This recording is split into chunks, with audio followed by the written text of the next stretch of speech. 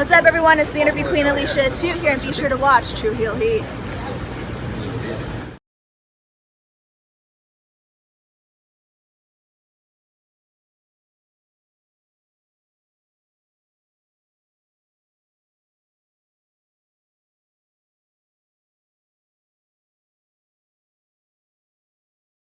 This is Timothy Barr from MLW. Make sure you give a listen to one of the greatest podcasts in the world, True Heel Heat.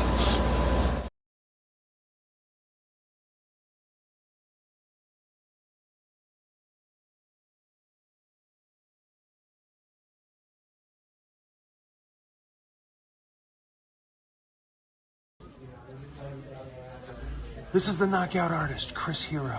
And if you're looking for some true heel heat, you better listen to them boys.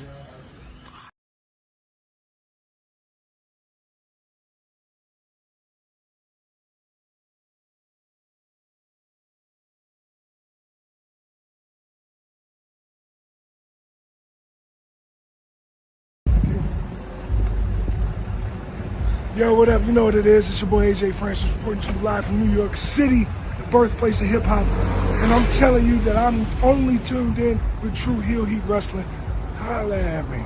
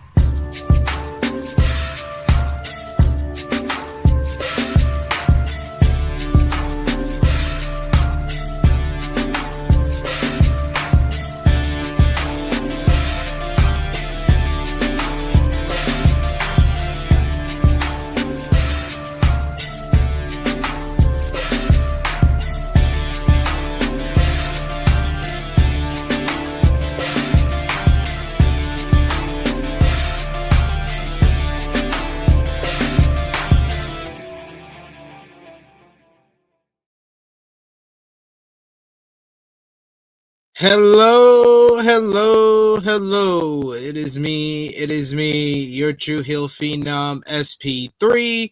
We are live on the True Heel Heat YouTube, Facebook, and Twitter for NJPW, the New Beginning in Osaka 2025 preview.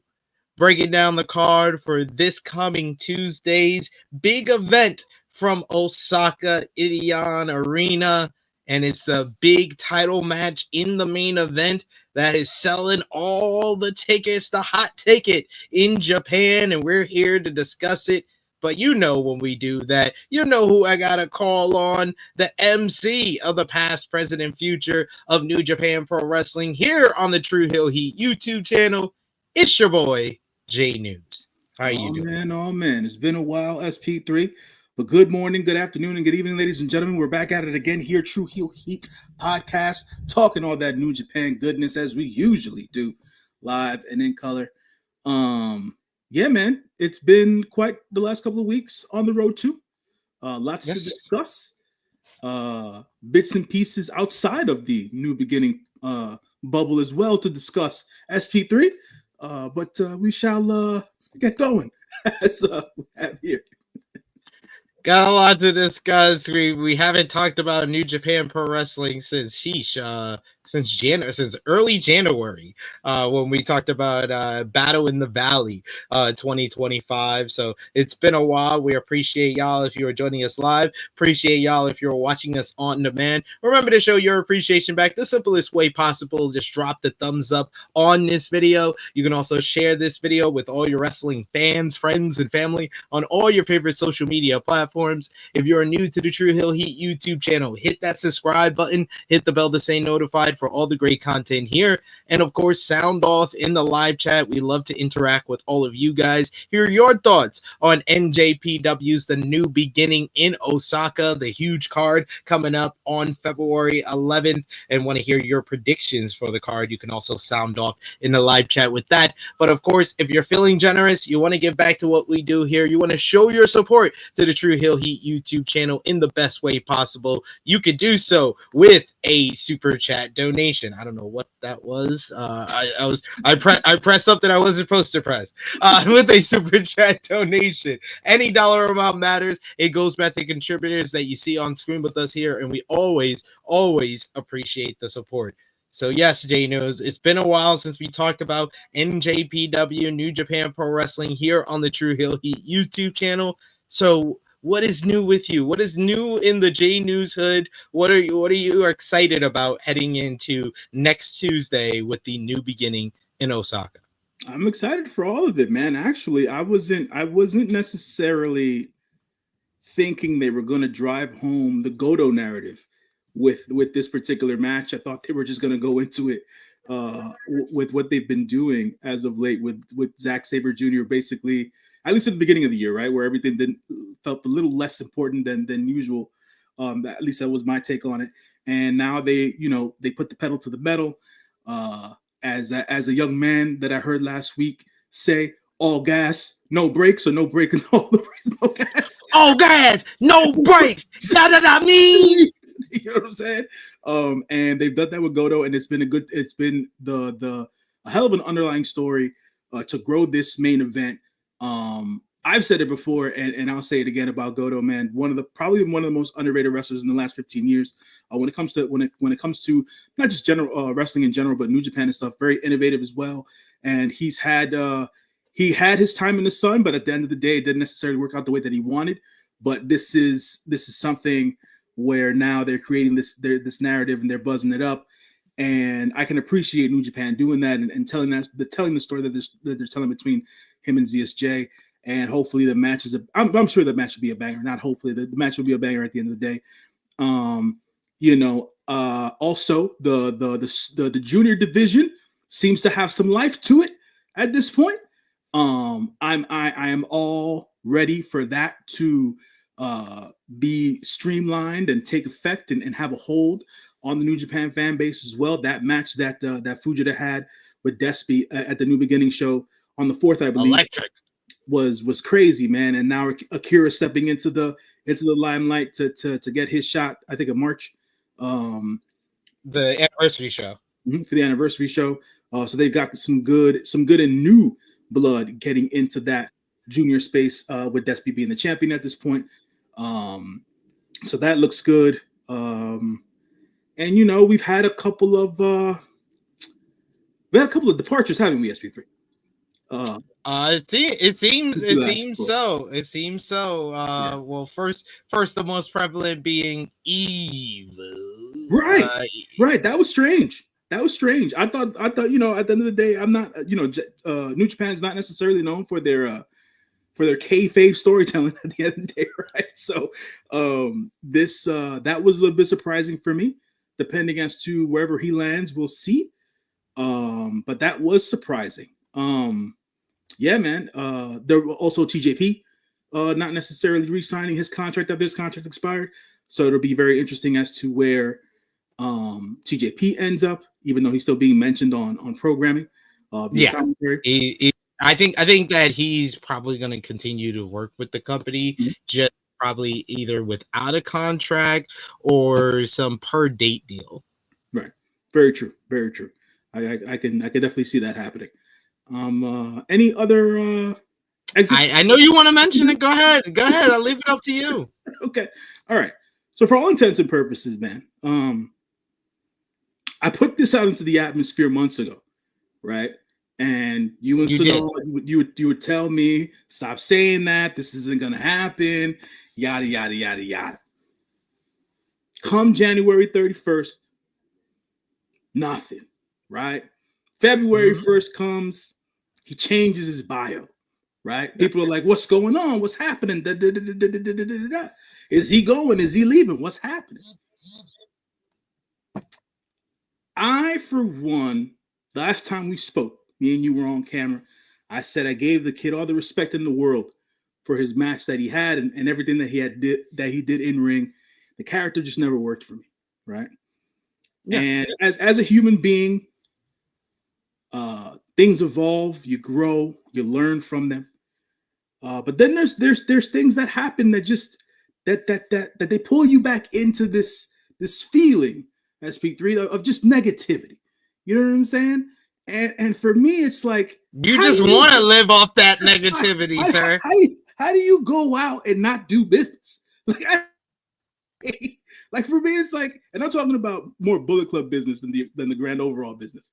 Like most Bullet Club leaders get taken out. Nah, this dude got to walk the fuck out the door without getting jumped out. Like that's on New Japan. That don't on him.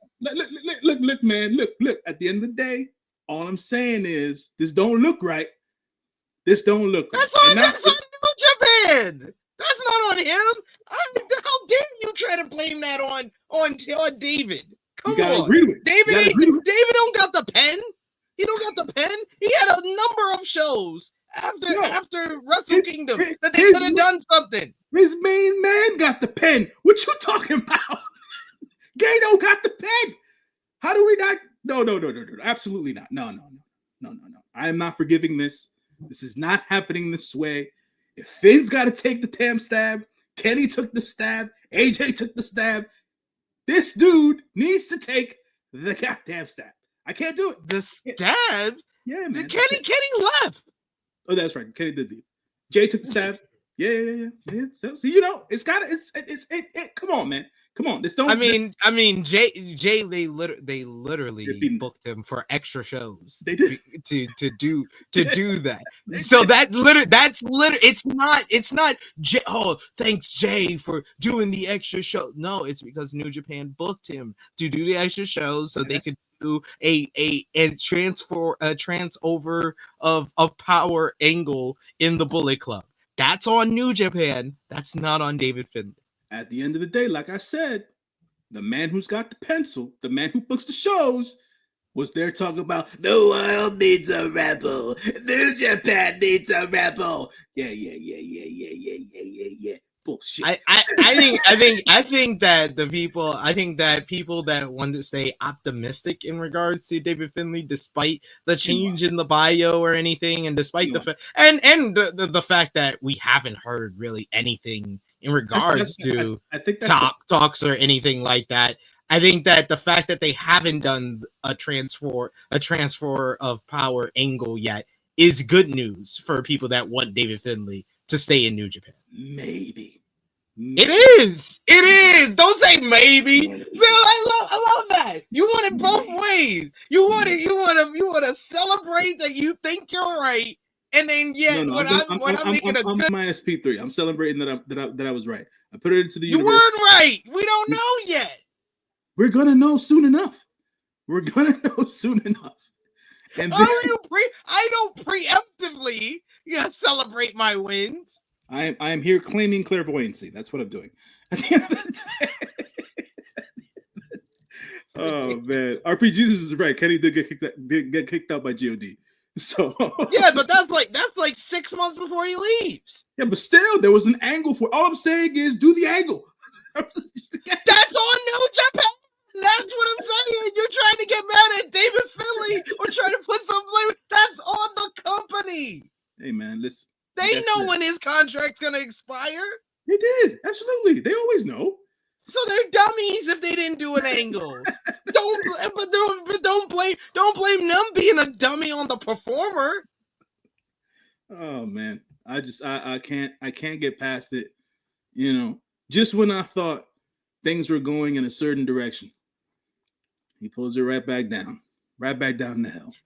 Nothing's happened. You were literally celebrating something that we don't know the answer to.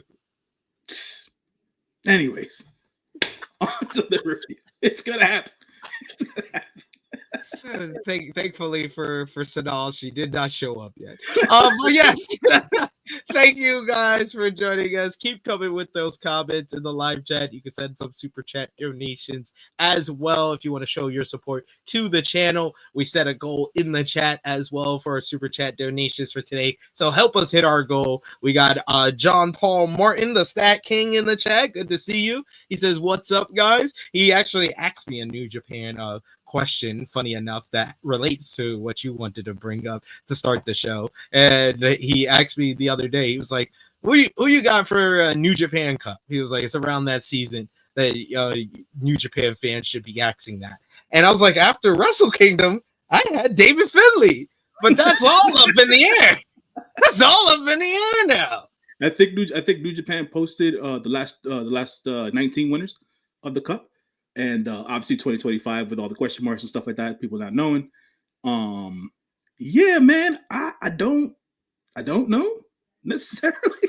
I honestly, they can go in many different directions. With Suji winning last year, look, and I know it's not that big of a storyline at this point, but depending as to where this whole Okan versus Shooter thing goes, right?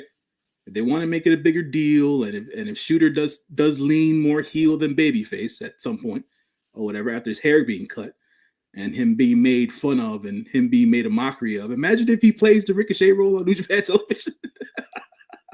This is so got bullied into turning heel. Yeah, so it can definitely be something where they can finally give Shooter an opportunity to run with something, and that could work. Who knows? But right now, I'd have to watch New Beginning in Osaka to get a better feel of who they got going into the cup. That's fair. Yeah. We got Yusuf in the chat joining us today. Thanks for joining us, Yusuf. He says a very under the radar but fun New Beginning tour. I literally earlier this week realized that how many shows I missed. I was like, God damn, that's a lot of this. So I had to cherry pick and watch certain things from the tour. But I definitely went on my way to watch Fujita and El Desperado. I actually watched, I believe, the ZSJ and Fujita versus Despy and Goto matchup as well. The tag team match from Kurgan Hall. So, yeah, good stuff. Good stuff, New Beginning. And the fact that they had multiple shows in Kurgan Hall always helps. Definitely agree with that. Yes. And, yes, it appears that Evil is gone for now. For now. Yeah. I don't know. I would hope though, if this is just an angle and he's gonna come back, that he comes back under a different gimmick or a refresh of some kind. Like away from House of Torture? I would love that. But I don't have hope for that. But I would love that. But I would just a different look, just a refresh of some kind. If it's the same Evil that comes back, it's just like, what was the point?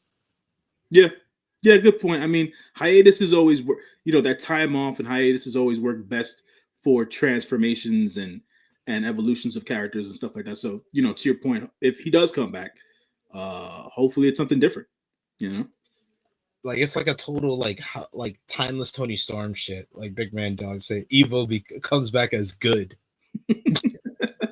Comes back into all white, looking like Mordecai and shit. Oh shit, that would be dope. That'd be dope. We got RPG. This is a Shota going delinquent would help.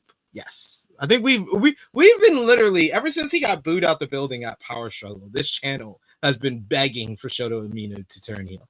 Yeah, man, he's got to lean into it, bro. Like enough is enough. At the end of the day, do something different, bro. We need you to captivate the fan base and have them feel like you're of value to the company. And right now in this immediate moment, Shooter's just there.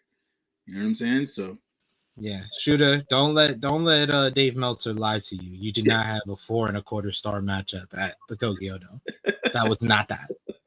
That was not that. He gave you an extra star because he felt bad that everybody else was shitting on the match. That's what it was. But the New Beginning in Osaka is coming up next Tuesday. J-News from 0 to 10. What is your excitement level, your anticipation for next Tuesday's show? I am at a good to positive 7.5 on the show as of right now. Reason being that obviously we know what the main event is. 1.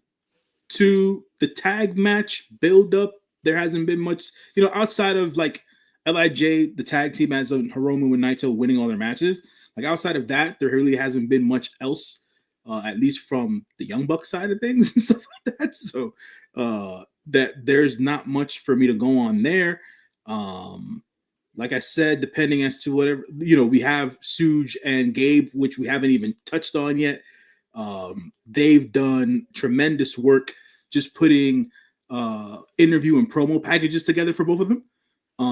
And obviously, talking about their outside of the ring relationship and Gabe's evolution through his New Japan career and his ties to Tanahashi and how much he loves New Japan, and Suji and Gabe together, even though on opposing sides, wanting to raise the tide of New Japan Pro Wrestling as a whole.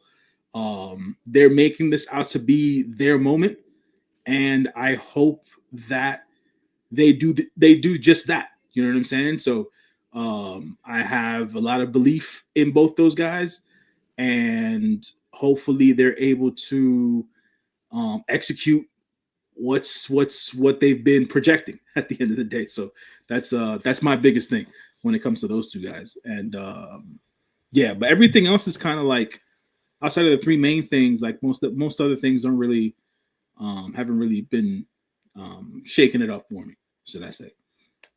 Yeah, I'm at an 8. I think it's mainly because of the semi-main event and the main event. It feels like for the first time outside of like the usual G1 Wrestle Kingdom time, a show has like a hot feel to it, like a momentum going into it for New Japan Pro Wrestling. And it's based on those top 2 matches. And it's for 2 completely different reasons. Right. It's the sympathetic underdog babyface story of Hirooki Goto trying to do it for his father against Zack Sabre Jr., the champion who just came off of back-to-back Tokyo Dome wins. And then you got this battle for the future of New Japan Pro Wrestling. And these 2 guys that is like really kind of like I was saving it for Sports Illustrated, but I'm gonna give it to y'all. I compare Yota Tsuji versus Gabe Kidd. I'm writing a preview for Sports Illustrated for this show, but I compare it. It's the New Japan equivalent of Luka Doncic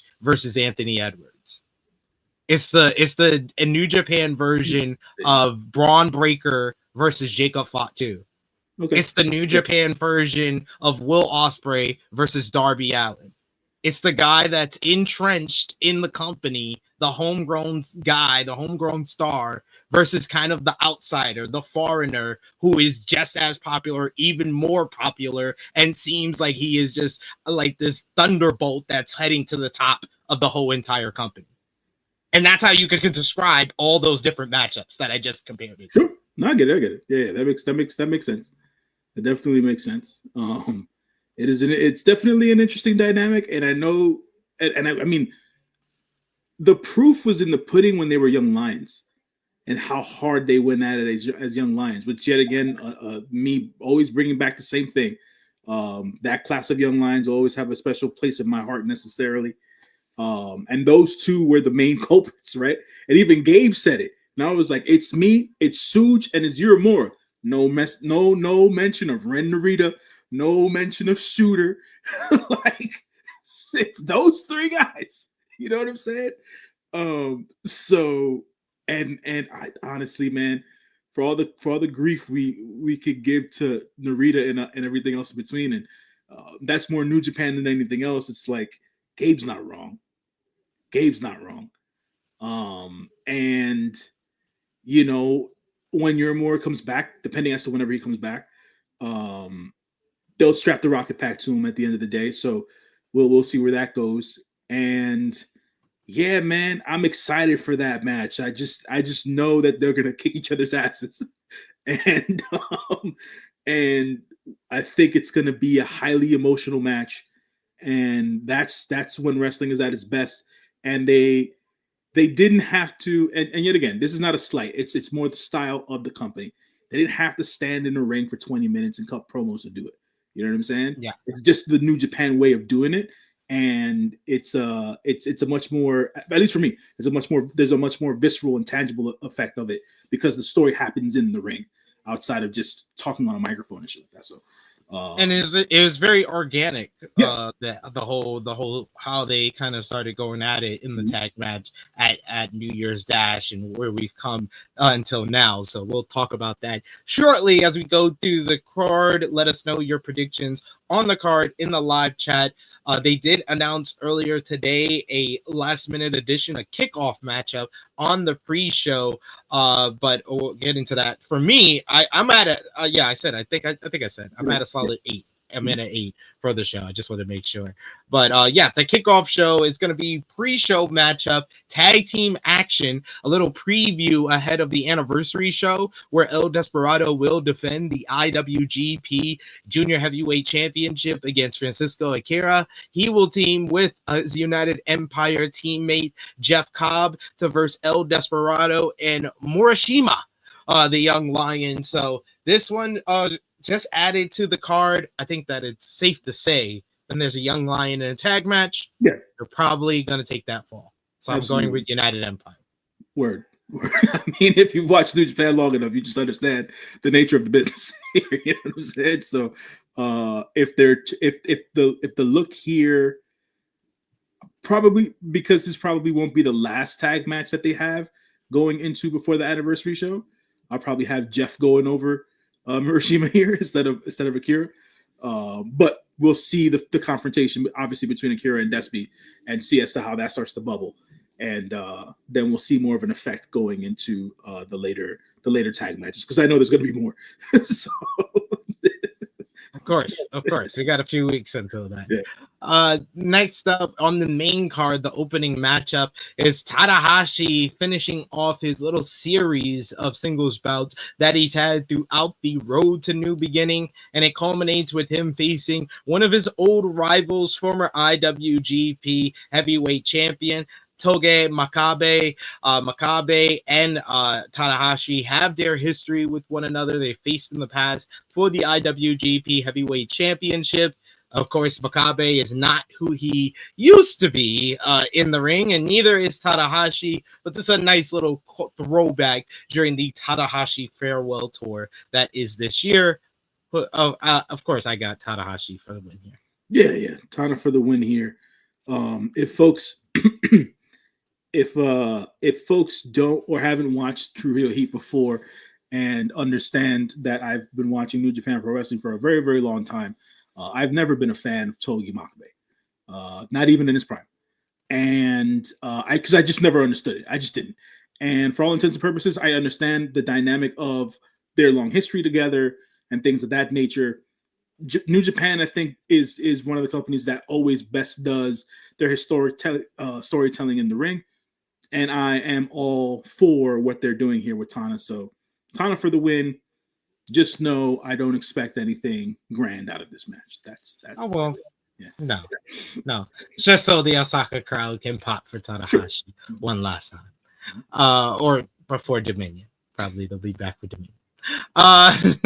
Next up, we got a special singles match. I think from here on out, they've added a little bit of something, a little bit of kind of something, either a title being on a line or some build up to all the matches left on the card, even with the tag team title matchup that hasn't had the champions around. There's a little bit of build to all of these matches throughout the rest of the card, at least.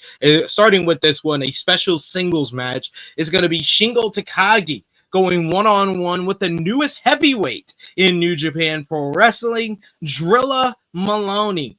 Drilla made his claim that he was moving up from the junior heavyweights to the heavyweights at New Year's Dash. He issued the challenge to Shingo Takagi. Shingo Takagi, of course, being one of the best heavyweights in New Japan Pro Wrestling, accepted the challenge. These two guys have been going at it, hard-hitting affairs in the tag team matches on the build to the New Beginning. Drilla Maloney has a whole new look, no longer the long hair. He's got short hair, which I don't know what it is. Either he's been in the gym more after getting his hair cut, but it's like his hair cut and he got bigger, even bigger than before. It was like his arms got even bigger when I was watching him earlier today. But what do you think about Drilla in the heavyweight division, and who do you think wins, Drilla and Shingo?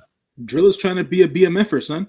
That's what's going down. He's trying to get into that never open weight division, and he's taking on the top dog. You know what I'm saying? I mean, outside, we all know Takeshita is the never open weight champion currently, but you know, Takagi's a top dog at the end of the day. So this is the proving ground. This is where Drilla says, "I can do this and go with one of the best ever." We'll see. We'll see how this ends up. If I've got to pick, I'm going with Shingo at the end of the day. But we'll see how Maloney can hang here. He's got a decent shot to show his chops here, and yeah, man. Hopefully things go well for David for Maloney in here, and we have somebody else in the never open weight division who can challenge and do different things and things of that nature. I think always having the different looks from a stylistic standpoint has always been New Japan's strong suit. So you know, if Drilla can get even, you know, the roll up win or something like that, you know, inch his way to a win or whatever, yeah, and then eventually take on the likes of Takeshita, modern day Takeshita, 2025 Takeshita. We'll see how that all goes over, but I got Takagi for the win here, though. Yeah, I'm going to go with Shingo for the victory here. I don't know what's going to be next for Shingo. Maybe another round with Takeshita. I wouldn't mind that. Yeah, I wouldn't mind that. Like, let them go full throttle for 20 minutes. They can have an even better match than they did in the Tokyo Dome. Yusuf with a nice little factoid here. He says Makabe was Tanahashi's debut opponent. So they during the, I believe it was on the February 4th Road 2 New Beginning show. They showed the clip of Tanahashi as young lion facing off against Makabe and stuff like that. So yeah, that was like I said, like from a historical standpoint, because New Japan does great long form storytelling. There's always a good hook to most stories, and especially when they have history in there. So always well done. And look at this. She's finally returned to us, ladies and gentlemen, after a long excursion in Japan. She took over Japan, and now she is back here on the True Heel Heat YouTube channel. It's Sonal! She's back! Clap it up. Clap it up. It's been far too long since I have been on one of these live streams. It's been, you know, it feels just like last year that I was on here last. It was so long ago. Last year. How have you been? I've been good. It's February now. It's been about 2 weeks since I've got back, and still trying to adapt back to normal life. Not gonna lie. Do you miss it? You miss it? I miss it so much. It's like small things that it's like, I don't know if any of you, like, if you've been to Japan or Korea, like because I did both, obviously. Just something simple as like the public transport. When you go on the trains in Japan, they have music when the train comes, and it's just like, it's the small things. I get it. I can imagine. Did you because I watched some of your reviews YouTube wise. Now I gotta watch the vlog video. How was the food adventure in Asia for you? Okay, so I feel bad because I didn't vlog as much as the food thing, because obviously I was with family and stuff. Yeah. Amazing. Like, I came back and I had ramen here, and it's like, damn it, it doesn't hit the same. Like, even like we ate at there's a nice little food courty thing next to the Tokyo Dome, so we had that obviously around the shows, and like, there's nothing better. So on the Wrestle Kingdom, that was obviously a later show, so I had pre Wrestle Kingdom ramen, And then on the second episode, it was Wrestle Dynasty was earlier, so I had like post Wrestle Dynasty gyozas and things, and it just hit, everything hits differently. She's like, I miss it. I miss So it. take me back, but without like the 14-hour flight. Fair. Yeah. I understand that. Word. We got Genesis J with a super chat donation here. Thank you, Genesis J. We appreciate you. Of course, the #1 J-News fan saying, J-News, my dog. Number one. 100% right about Nepo. Gotta go. Yes, he's also a David Finlay hater. Yeah. What do you think about the David Finlay drama of him changing his social media bio and people believing he is leaving New Japan Pro Wrestling, Sonal? Well, I saw this, and then someone commented, said that actually, like, there hadn't been much of a change in terms of the location. I don't know.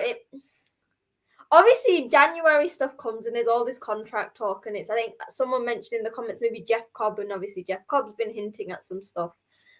I don't agree with. I don't think that's actually going to happen. Finlay's a odd one. I think he wasn't on the New Japan Cup poster, was he, Finlay? No, but I don't know. Like, then this is obviously, you know that I've always loved Finlay. Is Finlay enough of an asset for AEW? It's like we always talk about this with, like, you know, like AEW and Zack Sabre Jr. While they are great, is that somebody that AEW wants? I don't think. I think Finlay's a WWE bound. Yeah, or is it someone that WWE wants? Like maybe more WWE. But I also spoke about this like on my Twitter thing of like what would be the reason for someone to leave. And for Finlay, again, Finlay is obviously he's married. He's good. I don't know like his personal life, but if he wants a family, then it makes more sense to pick a company. But obviously, unlike J-News, I will be very, very sad to see him go if he does end up leaving. It's also David Finlay's the only one left from the 2021 Gaijin Exodus. Mm-hmm. He is. He's the only one left, and all of them left for the big money in WWE and AEW. And Finlay's got the second generation pedigree. He's in the prime of his career right now. You saw that at Wrestle Kingdom with his performance there, and then Wrestle Dynasty against Brody King. So, like, he's ready. I would think that WWE or even AEW would be interested in him, but I could see him being a success more in WWE right now. But I wonder, sorry, James, but like obviously you guys watch the product like WWE. I don't. Does he have a place there? I worry that it's like yes, the NXT men's division is devoid of talent. To be fair, I started watching NXT because it's now available on Netflix. I was like, oh, let me catch up and see what our good friend Carl Fredericks is doing. And apparently, he's one of the main event stars of NXT's men's division, which says a lot. So yeah, David Finlay can sign with WWE today, and he would be in the top 3 men on the NXT brand. But Finlay in NXT just feels wrong to me. The man has been wrestling for years, and to put him in NXT, it just kind of feels like, you know, like when Kenta was in NXT. But I think that was obviously a different thing back then when the NXT brand felt different. And like, obviously you had all the big stars there. But for me now, for Finlay to go into the NXT, that is NXT, from what I've watched, I binge watched like all of the episodes from this year. It doesn't feel like Finlay would fit in the sense of just how long he's been wrestling and his pedigree and stuff. So they got vets there. They got Shawn Spears there. Yeah, well, okay. Even Page is there. Yes, true, right? So I'll say this, and for all intents and purposes, I give David Finlay a lot of shit. But David Finlay would instantly make that NXT men's division infinitely better. Why? Just because of his in-ring work, secondarily for everything that everyone else tells me, his character work, right? Because I still don't believe it. That shit ain't jiving me. You know what I'm saying? What everybody else says, his character work, right? And for all intents and purposes, And to Sonal's point about like if David Finlay goes to NXT, why NXT? Why not the main roster? David Finlay as a New Japan star hasn't crossed over like other New Japan gaijins has. Like he's not at the status of a Kenny or a Will and things of that nature. So it's gonna take some time for David Finlay to garner a fan base here in the US. And from what I always understood, David always lived here in the US, that is in Atlanta and stuff like that. So it's closer to home at the end of obviously, right, for him. And as someone else, I think Greg Carter II also mentioned, he's the last Finlay not employed in WWE currently.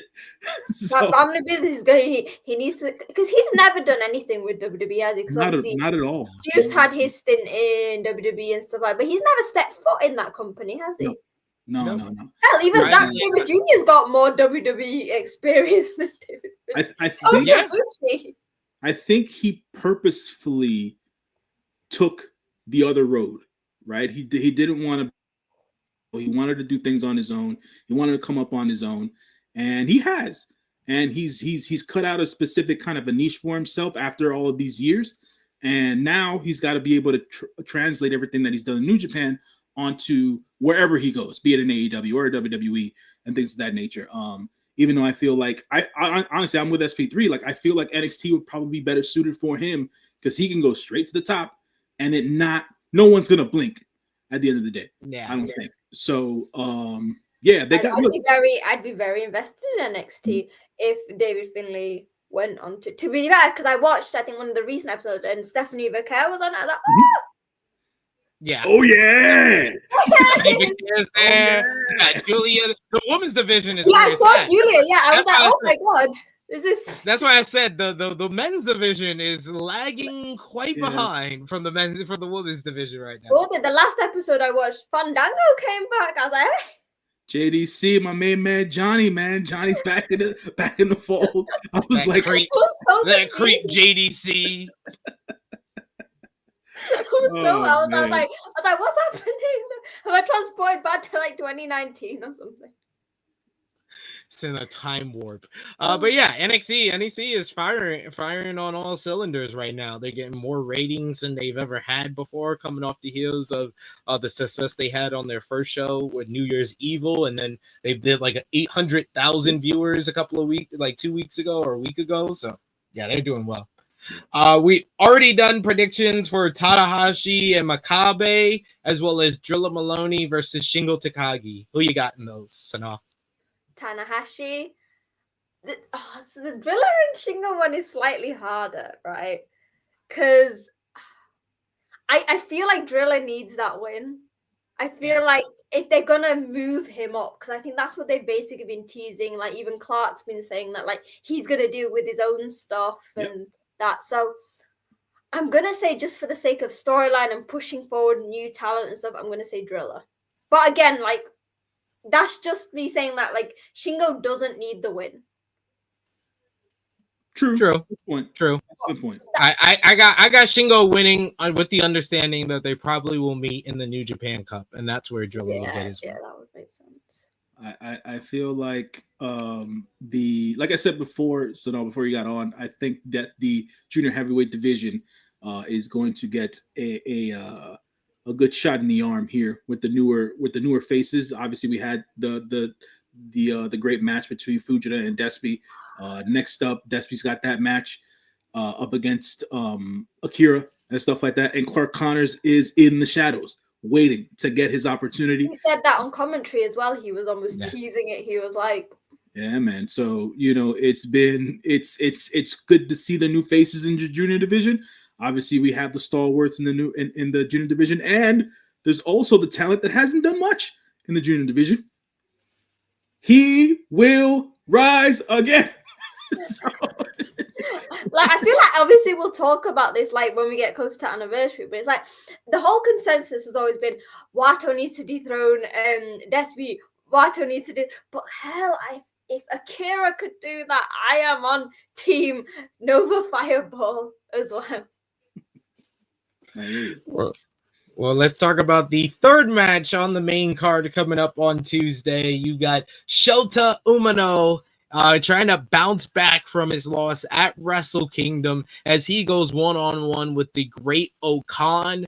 And Great Okan has become somewhat of a troll towards Shota Umino, basically digging the nail in his back after his loss at Wrestle Kingdom, clowning him, cutting his hair, embarrassing him at every step of the way since New Year's Dash and all along the road to the new beginning. Can Shota Umino bounce back or show some fire, show a different side of himself in response? Will he be bullied into turning heel finally, or will he stay on the side of good and get the win, or will the Great Okan pick up the victory here? Sanal, what have you thought about the build to this matchup? Who do you got coming out with the win? It's been interesting because on the surface, this makes a lot of sense because if you look at like the dojo classes, Okan was. It's always weird because you always have like the class of like Yosho, Jay, Juice, Finlay, and then you have obviously the Musketeers. But then you have that awkward class in the middle, which is like Okan, Wato, Hanari, and that. So I think that this works because basically it's like Shota, and I think Gabe and like all the interviews that have been put on New Japan 1972 have been alluding to, they've been referring to Shota, and it's like Shota's been dubbed the ace, and especially to guys who are around that age, it's almost like, well, Shota's letting them down. He was the one who got that big shot to main event, and he didn't get it. I think Okan is very good at this role. Do you know what I mean? The agitator, the pusher. Shota I've been seeing bits of the fire, but I need at this match, and like you said, SP3, I need this to be the push to change. Like hell, if this becomes hair, have they said anything about hair? If Shota's hair, not a stipulation at all. No. I think what needs to happen is Shota's hair needs to go. He needs to properly reinvent himself. Whether it's going heel or even something simple as like, again, I don't know what the future of the Empire is going to be. That's all a bit up in the thing. But if maybe something happens there where Shota joins Okan, do you know what I mean? It's been a very good lead up and I've liked it, but I need it to have a major payout for both Okan and for Shota. Good shout. Yeah. J-News? I don't disagree with anything that Sonal said, but I'll add to it, as a matter of fact. Out of this match, I need a bit of not fire. I need pettiness out of Shota Umino. I need pettiness out of Shota Umino. He had his haircut, right? There are two specific things on the Great Okan's body that are easy to cut off. That long ponytail in the back, which is going to be harder for him to grow back, or the ponytail in his beard. Whichever you want to go to, brother man Shota. If he drives that screw in your back enough, I need you to go crazy, put him through a table, have him laid out, and snip, snip, snip, and walk away. You do a Toriano, innit? Just get the scissors, get the handcuff down, and get the tape. Something. Exactly. Like give me something that's different for Shooter because he needs it, and lean into that dark side, man. Let that devil talk to you for a little bit. You know what I'm saying? Because you can only ever grow from that, and that's all I have to say about that. I have like when Okan took those kid scissors and he cut his hair, I was like, what? Why are they doing this? Like, I don't understand. And then he spread it all over his face and it fell on his body, and I was like, God damn, that's humiliating, dude. And I don't expect there to be. Like I mentioned Ricochet earlier, but I don't expect there to be a Ricochet sort of Strickland thing where he's attacking his forehead and making Okan bleed. but at least something to the extent where it's like, yo, stop fucking with me, man.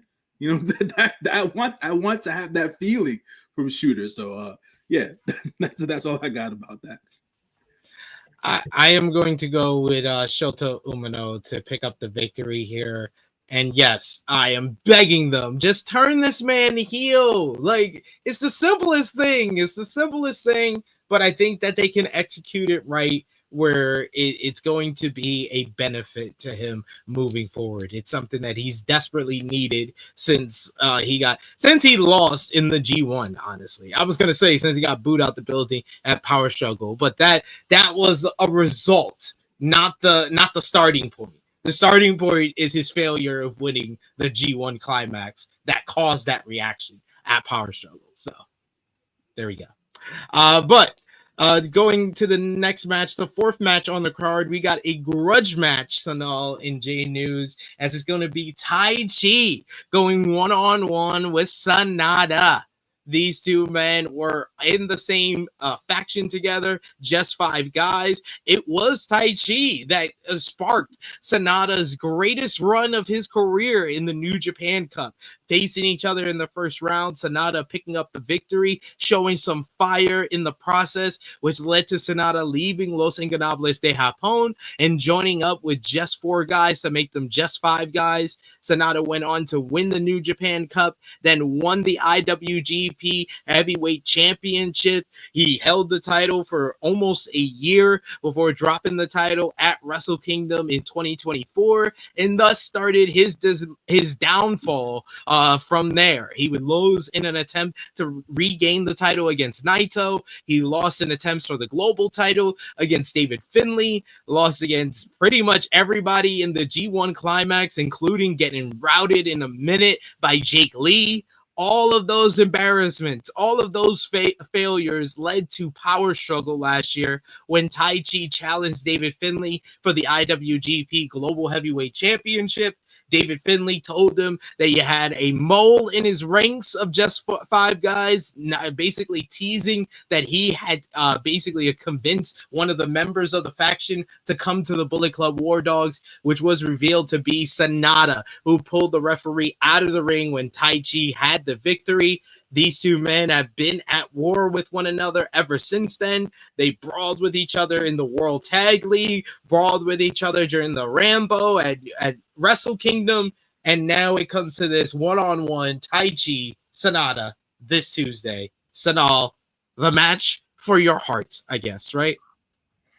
I don't know if anyone saw, I don't know again because I've not watched the Rambo since I was there, but basically it was very hard. So when they both obviously got eliminated and the Rambo was going on, but I spent the next 5 minutes watching Sanada and Taichi, who were basically fighting in the crowd, fighting outside for 5 minutes. Again, I don't know how much of this they would have caught on New Japan World, but literally me and my cousin were right, let's focus on what's going on down there. And actually, this feud, while I think Sanada being Taichi, I have loved watching Taichi in this, the lead up to it. Because the man is a pure babyface now. Even hell, when he was beating the shit, I think it was Kenta Sato who went, obviously, in the lead up matches. Even then, the whole crowd was cheering for him. And I think this is, as SP3, this is one for my heart. This is very tough on me. But I am really excited for it.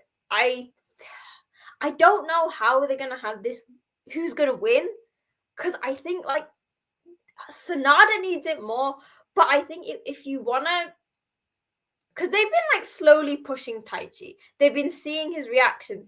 I think it would, if you want to then maybe build him up for some bigger storylines and, slightly higher in the card, I'd like to see a Taichi win.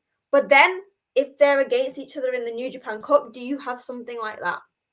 So I'm going to say Taichi, just because I just kind of want to see what they do with him after that win. But that might be controversial. I might be completely wrong with all of these, and we're back to very, very wrong predictions from me. J-News, what about you? Excuse me. I will say that throughout the interactions during the New Beginning Road 2 shows, the last one was the one that sparked me. I said to myself, well, Taichi is showing Sanada how to be a heel, right? Because Taichi's doing heel shit. You know what I'm saying? He's in front of the ref. He still kicks the man in the balls because he doesn't care. You know what I'm saying? But he's getting cheered for it, which is he's the anti-hero. He's the anti-hero. Absolutely. Because people are hating on Sanada for turning, you know, being a war dog and everything else in between, probably still one of the most confusing decisions I've ever seen in my life. But whatever. Great career decision. He's about to be the leader of the War Dogs. Oh my God. Can you imagine that? I love Sonal, but that's not happening. You know that's not happening in SP3. Oh my God. He's a dog for real. Sure. I look, at the end of the day, I feel like this has to be a hotly contested match. Like Sanada can't go into this match with the cold skull attitude. He just can't. This has to be highly contested. There's emotion behind all this. You got to give me some sort of fervor and intensity at the end of the day. And to a point Sonal made months ago, like Taichi's been able to quote unquote elevate Sanada. And now with Sanada's new incarnation, it's like he's gonna be able to do it again. That's my thought process, at least. So it's like, let's raise the bar here. You know what I'm saying? So and Taichi raising the bar for himself in the process and things of that nature. So I feel like who needs to win more though, right? It's like, who do you want? It's like both of them need it, but it's like Taichi, I think, could deal with the loss just because I think it won't negatively impact it. But I'd like Taichi to get the win because I'd like him to get pushed just a little bit more. I think this feud still has legs behind it, so absolutely. I'm going with Sanada. Yeah, because they need to blow this off somehow in, like, I'm not saying a violent way, but it like violent, right? Being like, you know, some cage match, shit, blood, or whatever the case. I'm not thinking that. Like it's a no DQ match or something. Yeah, so, something to that effect, right? So it's like, man, yeah, I'm with SP3 on this one, man. I think Sanada wins this match per se. But whatever match they have next has to have a bigger sense of importance, right? Not necessarily the stipulation, but like, like Sonal said, like if they're going up against each other in the New Japan Cup, that win matters much more because it's in a tournament, you know. Yeah. So yeah. I think that makes more sense. So yeah, I'm probably gonna lean Sanada here, but Sanada's got to show me some dastardly shit. I can't see the same old thing over and over again, man. Like it's cool, man. I see the Hezi plancha from the inside to the outside. You know what I'm saying? The round and press. I get it, man. You slick. You still smooth in the ring, but it's like show me something different. You know I think the problem is that if any outsider was watching, especially the last match, and I think like J-News, you'd think that Taichi was the heel, right? Because he was doing the heel stuff, and obviously he's not, as SP3 said, that he's like the anti-hero. Like everyone's like, oh my god, yes. But that's why I kind of pushing for Taichi because I think Taichi has shown so much passion and like obviously we know he's great, he's very charismatic, but this is the first time in a long time that I've seen like this news, do you know what I mean? This like spark and this pure like emotion in him, and I really like that because it's emotion from a babyface standpoint, but still not getting rid of the pure like, because obviously they always say like Taichi's one of the dark horses, you know what I mean? Like he was one of that kind, so I like that he's still got that. Yeah. He feels more alive, to use a better phrase. For lack of a better term. Yeah. Next up, we got our fifth match on the card for the IWGP Junior Heavyweight Tag Team Championships. It's going to be TMDK represented by Robbie Eagles and Kosei Fujita, the Ichiban Sweet Boys. They defend against Roppongi Revice, Yo, and Rocky Romero. It was Yo and Rocky who issued the challenge for the championships at New Year's Dash after Chaos picked up the victory in a multi-man tag team matchup, picking up the win over TMDK. It was a challenge issued for the tag team titles. We've seen some preview tags featuring Zack Sabre Jr. and Hirooki Goto, with each of the participants in this matchup tearing it up in Kurgan Hall on the road to New Beginning, with each team basically trading off victories in those matches there. This should be a really strong matchup based on all the great work that we've seen from all these teams, these two, as well as Cash 2-2 and Bullet Club War Dogs. They always deliver, especially when it's in a 2-on-2 format like we're going to see coming up on Tuesday. J-News, who you got walking out with the IWGP Junior Heavyweight Tag Team titles? I got the Ichiban Sweet Boys doing Lord's work here and retaining the tag team championships. No slight on the Forbidden Door and Yo. Yo seems to be the character on New Japan, I guess TV or whatever, who's still trying to find himself, if for lack of a better term.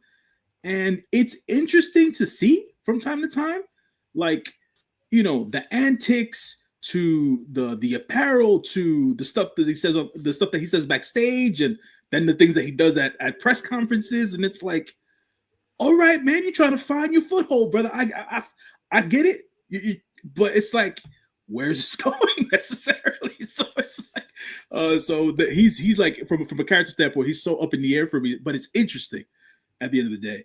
I mean, we've all known this about Fujita, right? Like, he's the future of that junior division. But it's like, to see him have that match against Despy, it's like, now being a prisoner of the moment, it's like, I need to see the IWGP Junior Heavyweight Championship on Fujita somewhere down the line. And it's like, it's gotta happen. And I hope he's like a double champ, like he's still a tag champ and he's the IWGP Junior Heavyweight champ or whatever. It's like, give him all the titles. Give him all the titles. He deserves it. Yeah, man, because I feel like the match will be good. Rocky will make sure that everything is anchored. He'll make sure everyone's positioned where they need to be. He's the pro's pro, and Robbie Eagles will make sure that the techers work where they need to work, right? My hope is from another perspective standpoint that Yo makes a mark here where he gives himself a little bit more relevance in the eyes of the fan base, right? Because everyone in this match, believe it or not, has their position in New Japan as of right now. Yo's the only one who's still kind of up in the air, right? So it's like, I hope that this. I mean, I know what's Yo's position. Okay. He's this generation's Ryosuke Taguchi. Hey, he is. I'm talking about Taguchi in like 2011. I'm not talking about Taguchi in 2025. Then I was like, what? So I got really stressed. I was like, what? That's interesting. I'll say that. That's interesting. I didn't think about it that way. Wow. But with him doing all the androgynous shit and the fucking cross-dressing stuff, it's like, I'm dating myself here, obviously, or whatever. But for those who don't necessarily know who Adrian Adonis is from the 70s and the 80s, he did a lot of this kind of stuff in the Mid-South and here in New York, as they say, and whatnot. So it's like, to see Yo going about it that way, but with his own level of flamboyance, it's like, where is this going? I was like, this has been my thought process the whole time. And I felt the same way watching that old stuff from Adrian Adonis. He used to do all this crazy stuff, and it's like, where the fuck is this going? Where is this going? For more of the modern fans, it's something akin to like a Goldust, a Velveteen Dream at his peak before we found out who he was. But yes, digress. But yeah, I am interested in where Yo's gonna be, but I mean, yeah, I think he's Taguchi from like 10 years ago. Interesting. The funky weapon. Oh man, he gets Virginia tag league team right there. True. Yo and Taguchi. Yeah. That is true. That is true. They're a team for a reason. But no, I think this match is going to be really good. I got Roppongi. No, I got the Ichiban Sweet Boys retaining because I think they're going to have a long run with these titles. Sonal, what about you? Yeah, I mean, I like when J-News was talking about the Yo thing, it is very interesting because it's weird because obviously when Yo was in Roppongi 3K, he almost like he was always great, but there was always like some sort of disconnect. Like he was always very good, but there was like something. Now it's like it's similar with Show as well. Now Show's in House of Torture. Aside from the fact that he doesn't wrestle at all, his character is very interesting. Show's character, and I think Yo's is. And I wonder if the two of them really both seeming quite lost, will it be a very long story where they end up back together?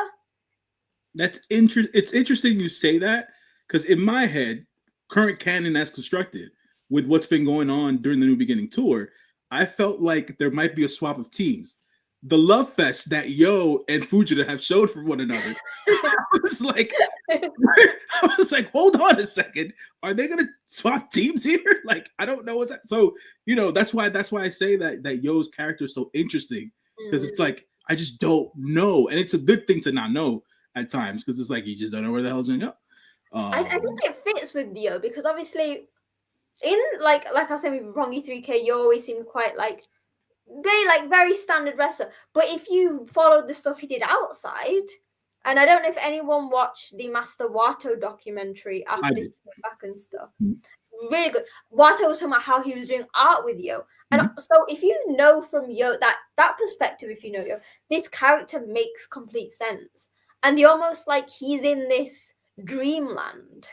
Do you know what I mean? And I think and that's why it works very good in this match. It works with Rocky, who is still very much a realist, and it works against Robbie and Fujita, because obviously Robbie, it's quite funny if you watch the follow. It's like, even from the Wrestle Kingdom press conference, like Robbie was just straight out confused, whereas Fujita seemed to humor.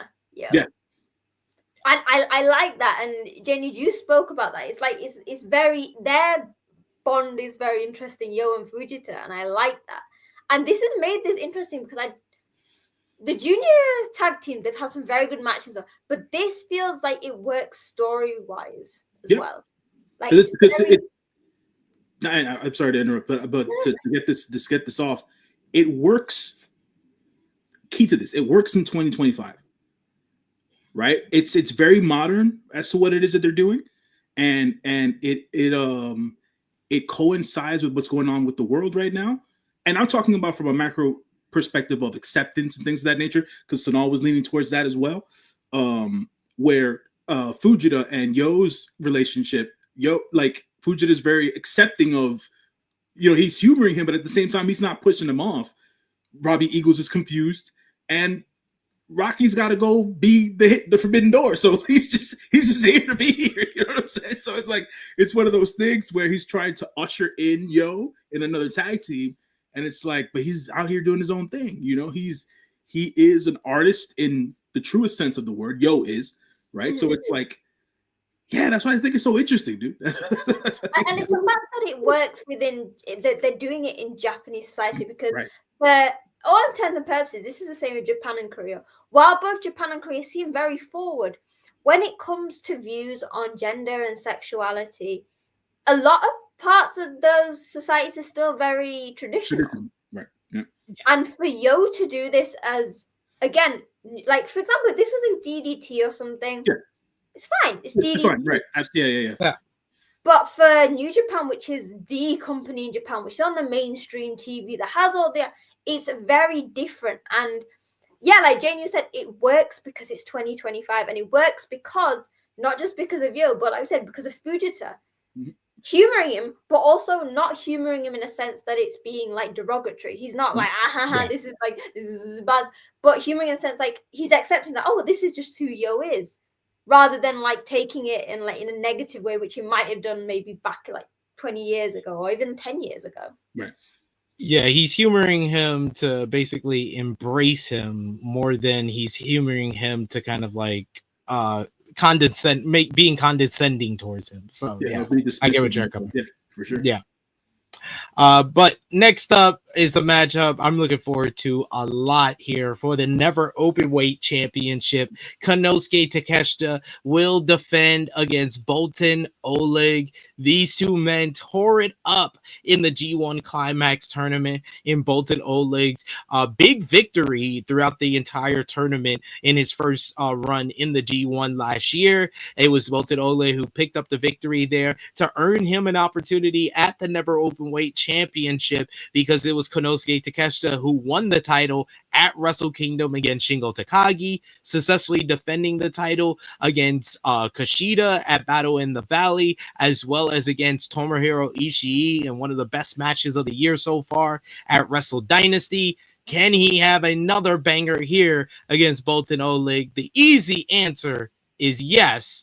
Not much of a build because Takeshita has been doing his work over in AEW, and what a week for Takeshita. He's going to get the frequent flyer miles this coming week as he has Boltin Oleg on Tuesday at the New Beginning, and then he has to get on a plane, make his way over to Australia, where he'll team with Kyle Fletcher to versus Will Ospreay and Kenny Omega in what many people are calling probably the best tag team matchup of the year before the bell even rings. So he's going to have a busy week ahead of him. I got Takeshita retaining here, but what do you think about this matchup? And is this the biggest match of Boltin Oleg's career, Sonal? Don't hate me. I know it's going to be a bang, but I'm still not sold on Boltin Oleg. I think me and J-News have discussed this on probably every stream that Boltin Oleg has had a major match on. He is great in the ring. He is fine. He is thing, but there's something about him that just doesn't. It doesn't have that. You know, like we were talking about Yo. Yo has something, whether you get it or not. You'll look back and you'll remember, like, hell, Yo didn't have a match on Wrestle Kingdom, but my cousin who went was like, whenever I was watching some post-match comments because she came over to our house last week, and she's like, oh, it was a guy who was dressed as a woman walking up and down selling programs. Like, the sense of remembering. Boltin Oleg still doesn't have that thing to me. And while, again, I don't deny it, I think Takeshi's going to retain. And while I don't deny it's going to be a great match, I'm just missing something. Because I did a video of, like, the future of New Japan and ranked it. And I forgot Boltin Oleg. I forgot him. Yeah. Like Young Lions, I named 3 of them and 2 of the names I forgot, but I realized them. I completely missed out Boltin, and that's saying something. He's look, and this is not a shot at the man, right? It's the character presented to us on television. He ain't got nothing. You know what I'm saying? He ain't got nothing. He got a furry hat on and some teal tights. That's it. That's all he got. And it's like, it's a thing that I've mentioned before. For me, Japanese is a beautiful language, and you know what? Boltin speaks it great, but when he is speaking it, it feels like he is delivering lines that he's reading off. I've yet to see the passion, the charisma in it. Do you know what I mean? Like, yeah. Speak in English then, if that's a thing that you want to do. I just need, I need to feel something from him, and his promos and his character is just not giving me something to support. Like, hell, he's a babyface, but he's maybe it's just me and J-News, but just his character is forgettable. Trust me, it's not just us. No, it's not just us. It's just a disconnect, and maybe this match will do it, and obviously Takeshi can bring it out, but while we always say, like, oh, compared to other companies, New Japan is based on the wrestling, yes, it is, but it's because New Japan have never had an issue with characters. Hell, Evil has the worst match ever, him and things, but he's still got a character. Yeah, even if you think, oh, that's why he's able to keep coming. Yeah, you know what I mean? It's like, hell, oh, Evil was the worst match ever, but you remembered that it was a shit match. Exactly, because it's evil. It's evil. He's the king of darkness. Right. What do you remember from Boltin? You don't. The shake doesn't do enough. It just doesn't do enough. And to get to add more to Sonal's point, it's not do or die for Bola Goldstein. It's not. It's really, really not. But in 2025 and at the stature that Konosuke Takeshi is at, if you cannot rise to the occasion on this match, brother, it's going to be hard for me to get behind you in 2025. That's legit. Especially if you think about all the other babyface people you've got from Fujita, Oiwa, Suji, Shota to an extent, Uemura when he comes back. You're gonna be overshadowed by baby faces. Just because you're a Gaikokujin who is on Hontai who can speak fluent Japanese doesn't automatically mean that you're gonna be the top guy.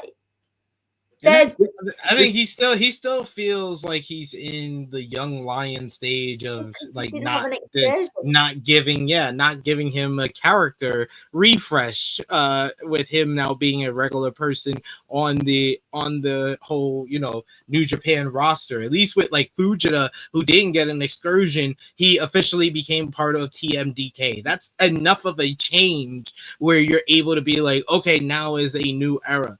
all the young lions are a part of Hontai. So him moving up and graduating from young lions and just still being a member of Hontai, there is no like stopgap. There is no stop point. There is no starting point for us to be like, okay, now we can judge him outside of the young lion spectrum. I think we're still judging him as a young lion because he really has not been given enough to say that, okay, now he's out of the excursion period or out of the young lion period. That for me, it feels like Hanare. When Hanare yes, obviously was a young lion, then moved to Hontai. But for me, Hanare's excursion wasn't excursion, was his move to the Empire.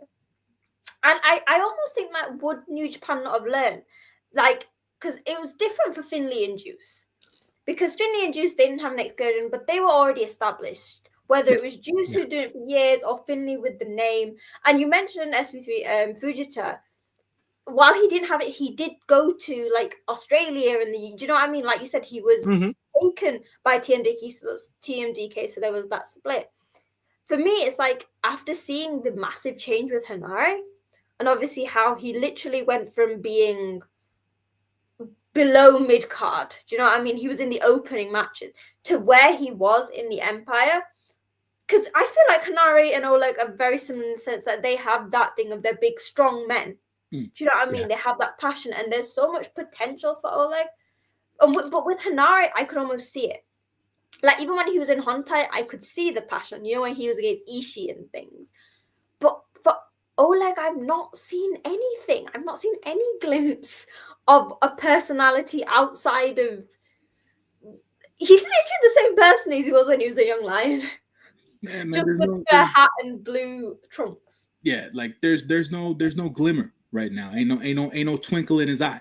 To use like he's doing it like he's coloring by numbers, and I don't know whether it's amateur wrestling background that it's just like the move, like because he's gonna be great, but it just feels like even with his moveset, he's so big.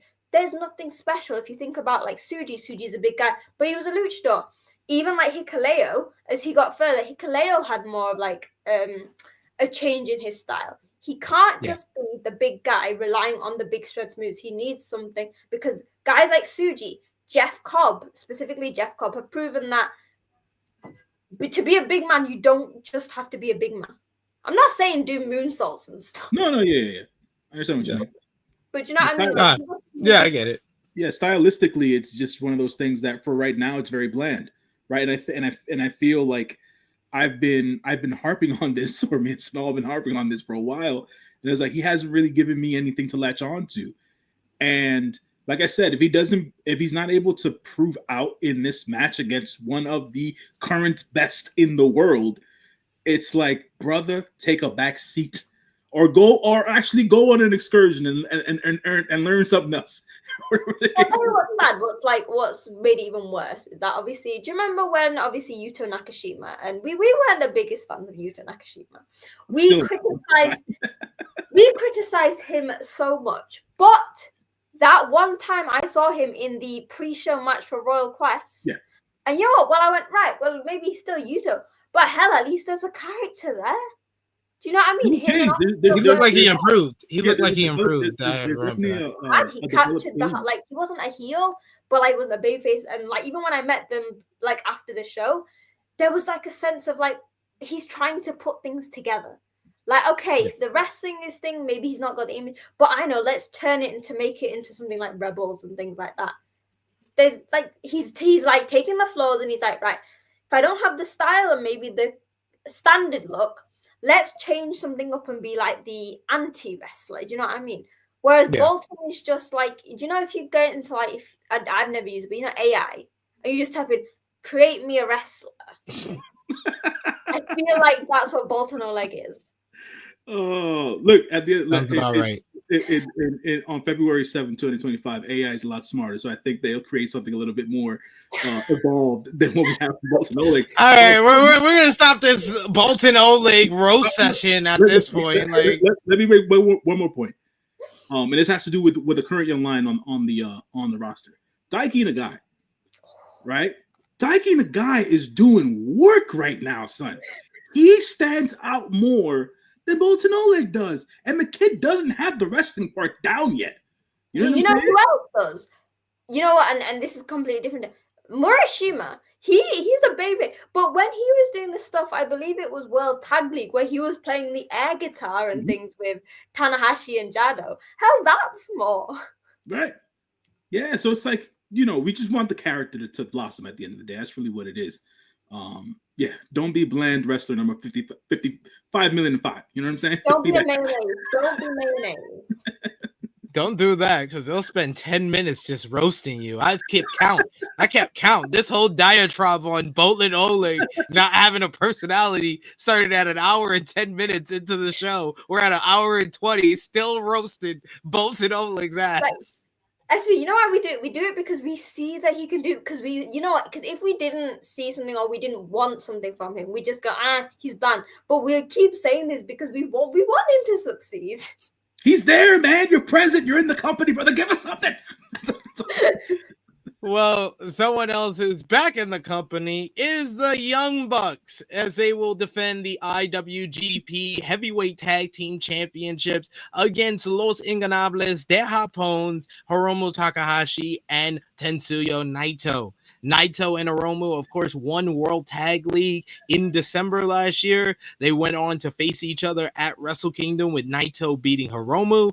They then took part in the three-way matchup for the IWGP Heavyweight Tag Team titles that were vacated following an injury to Hanare. It was I think it was Cobb. Yeah, Cobb and Okan versus LIJ versus the Bucks, and the Bucks pulled out the victory, becoming two-time IWGP Heavyweight Tag Team champions. Naito and Hiromu have been picking up victories on the road to the New Beginning as they gear up and gain momentum for their title opportunity. Can LIJ win the gold and bring the titles back to New Japan, or will the Young Bucks fly through in Japan, in Osaka, be just another visit in this reign as heavyweight tag team champions? J-News, who you got here?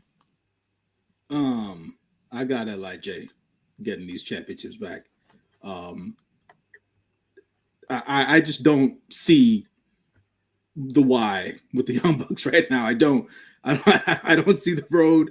LIJ's been getting victory after victory. They've always been a unit in a sense from a grand scope of things when it comes to LIJ, but Hiromu and Naito have just been getting better and better week by week as a tag team. I understand the lore, the history, the innovation of the Young Bucks, but this particular, if you want to call it a feud, it ain't been cooking for me. So let's get the IWGP World Heavyweight Tag Team Championships back to New Japan, where they belong, and go from there, because I'm not sold on this match, and this is one of the few matches I'm really not looking forward to. So LIJ for me. I was very pleased with their three-way matchup at Wrestle Dynasty. I thought that was a really good matchup. I think that they can have a really good matchup here. I think Hiromu and the Young Bucks have pretty good chemistry with one another. Naito's had good matches with the Young Bucks in the past. I expect this to at least be good, and I got the Bucks retaining. Bucks gonna go on a little run until New Japan gets an actual tag team to beat them. Okay, all right. I wonder who that tag team will be, but okay. Sonal. I'm gonna say Young Bucks. Obviously, you guys know my feelings of generally the Young Bucks, and like I don't like people taking titles and stuff. Like, it's different for Takeshita, because Takeshita is now signed with New Japan and stuff like that. But the reason I'd like to say LIJ is because, as J-News says, they've been killing it recently. Like, what's their team? Tendedero?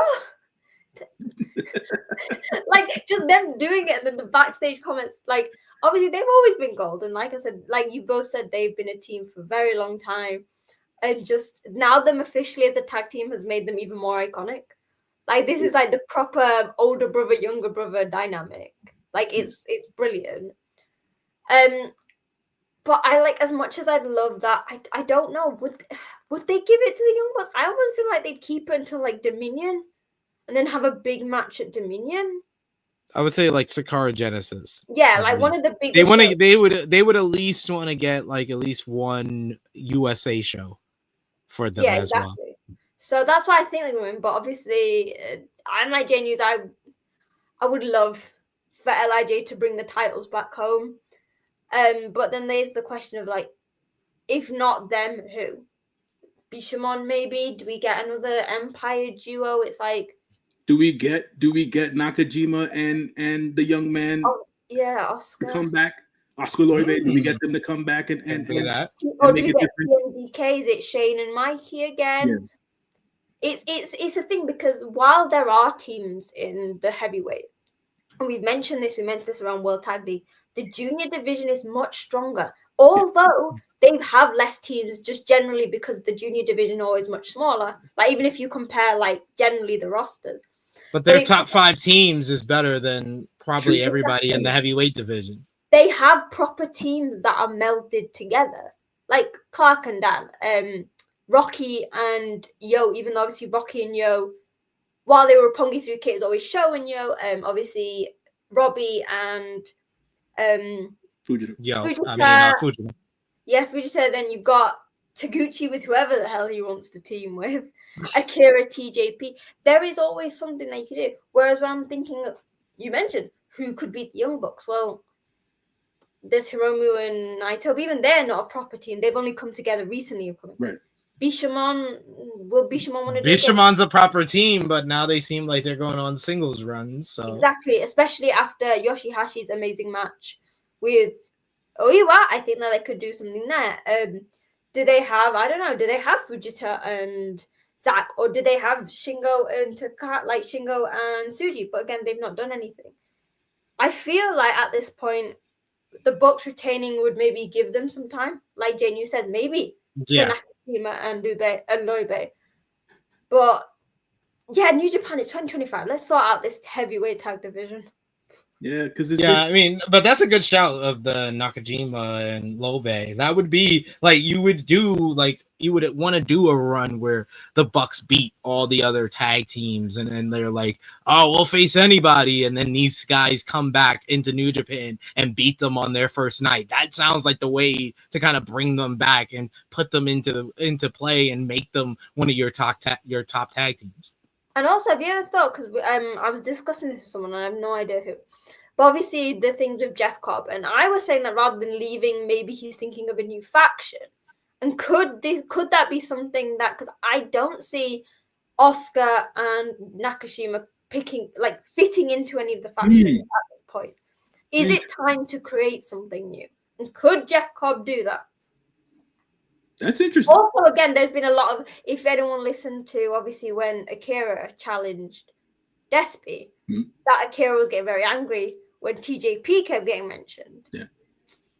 Yeah, because he left them in the dust, man. He left them in the dust. Shout out to LIJ, Spanish term that translates to an apparatus in which you hang your clothes to dry on, by the way. So interesting term to choose to use as the name of your team, but hey. But it works because when they do that move, it does look. Yes, absolutely. Yes. It is a clothesline. Yes, absolutely. Because you use a clothesline to dry your clothes. Yes, yes, exactly. Spanish lesson for everybody there. So, so there's that. But yeah, I like Sonal was saying. I think that the heavyweight tag division, that is, right now, lot left to be desired. If the Bucks retain, would I be surprised? No, but yet again, it's just one of those things where it's like, where are they going with this? What's the vision? Do they have a plan? You know what I'm saying? Like, give me something. So we'll see how it all pans out. But I think that LIJ winning would then bringing the belts back would then have give the tag team division in New Japan more of a lack of a better term, device to use in order to go after the belts instead of trying to go after a tag team that's never there, per se, right? Also, so it's could it be interesting maybe, because obviously Hiromu is still counting himself as a junior, could that open up maybe more people doing something like that? Like, could we see maybe Clark Connors, he's been teaming with Sanada recently, could that be something? Do you know what I mean? Where you see, because Hiromu has stated that for everyone who wants him to go to heavyweight, that he's still a junior doing this. So could we have someone who fluctuates from it? So for example, Clark, if Driller is doing heavyweight stuff, he could do heavyweight, because remember, there's not a weight limit, like a lower weight limit for heavyweight, but then easily fluctuate back to being a junior. That's something that Japan might want to think about if they're struggling with teams. Just build some teams out instead of just flopping everybody around. Help them, okay? Because I feel like they need all the help they can get and all the recommendations. So why don't you try an open weight team? We got the double main event in my eyes, but semi-main event, IWGP Global Heavyweight Championship up for grabs.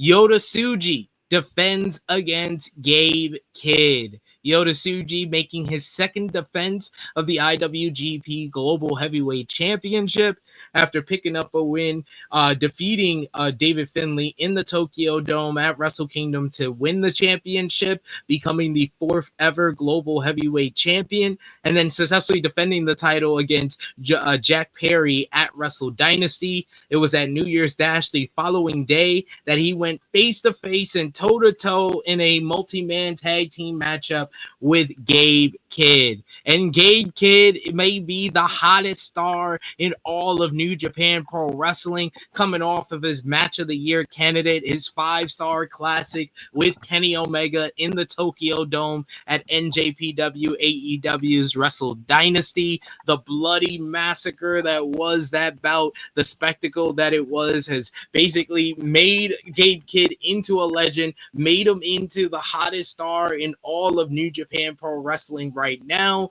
and thus you have this battle here that is representing the future of New Japan Pro Wrestling. Who will be the man for the future of New Japan Pro Wrestling? Like I said earlier, this is New Japan's answer to Luka Doncic versus Anthony Edwards in the NBA. Or if you're a WWE fan, it's Braun Breaker versus Jacob Fatu. If you're an AEW fan, it's Will Ospreay versus Darby Allin. You got the homegrown star that's entrenched in the company, that the company would want to be the number one star here, versus the foreigner who is the hottest guy in the company, that is like a meteor that's heading to the top regardless of who's in the way, and only one of them can be the future.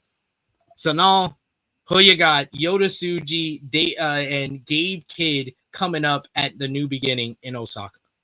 Can I just say these two, like, I'm with SP3, this is like a co-main event, because I'm so excited for this. I don't see Gabe winning, not because it's not Gabe, but because obviously Suji just won it. But I like this idea of like them fighting against each other, but also in a sense having a respect for each other. Do you know what I mean? Like because obviously I wasn't on the review for Wrestle Dynasty, but the moment that obviously Gabe revealed his gear, not only was it based on Coughlin, but it had the lion mark on it. And if anyone has read his 1972 interview, which you should, Gabe is probably a bigger New Japan fan than me at this point because that man bleeds red and yellow, even more than I'd say Suji, like, which is saying something. And I like this because obviously Gabe is still a heel, but he's not. You know how like sometimes people think of like wrestling as it's black or white, like you're a heel or you're a babyface. Gabe has taken all that and thrown it out the window because he's like, especially in the interview, says, I don't give a fuck, I will say stuff, but I love New Japan. And he was like, they were like, oh, it seemed like you didn't see the match with Kenny as in Kenny versus Gabe, it was AEW versus New Japan. He was like, yeah, because New Japan is the best. And that makes this match much more interesting because Suji, since coming back, has been loved in the eyes of New Japan fans. But I think Gabe's loved even more in recent months, especially after Wrestle Dynasty. So as much as I think Suji's going to win, I think Gabe is going to come out of this looking amazing.